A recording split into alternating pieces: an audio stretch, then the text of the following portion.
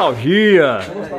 É, aqui no sítio Aras Gomes, neste 23 de setembro, terça-feira de 2025. Olha aí, Clodoaldo.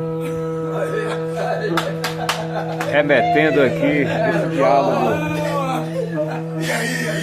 História de vaqueiro, do Geraldo. Irmão Geraldo, Hélio, o Noaldo, que é Escovão, e o Clodoaldo. E aí o Berrante aqui, né, que faz parte também aqui. Aqui é para ilustrar aí o Clodoaldo tocando o Berrante, olha aí. Instrumento aí, tocar gado. E os vaqueiros estão aqui, vaqueiros das antigas aí, ó. Boiadeiro, Escovão. E aí estão dois vaqueiros, que se lida com o animal. Tá aí o Berrante.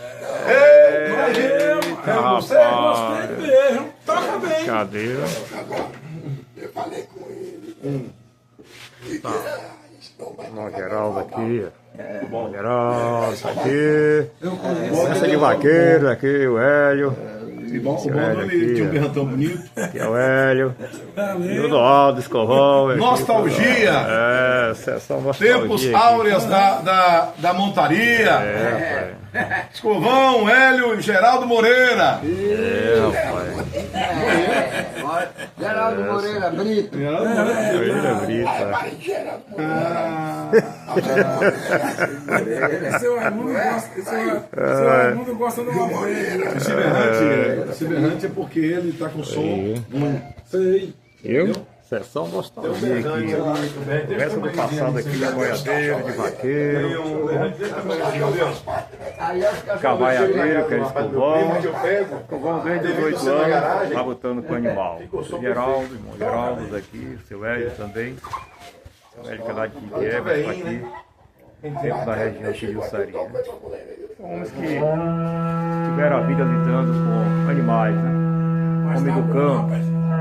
E aí o nosso irmão Clodoaldo também tocando berrante, que é instrumento, né, do vaqueiro, instrumento do campo. Isso aí faz, esse som faz com que os animais, né, se organizem, se perfilem. E é um tipo de comunicação o berrante para os animais. É o gado aí. Tocado é o berrante aqui no sítio, nesse 23 de setembro de 2025. O babá chegou aqui, queria aprender. Quem é mais? Ah, o O babá assim que me diz, da barriga muda. Ele ô babá bravo. Ah, tu vai falar na igreja domingo, viu, pessoal? Maravilha. E ele foi pra lá, mas meu que pintura. Nostalgia. Olha o cabelo aí. Ia.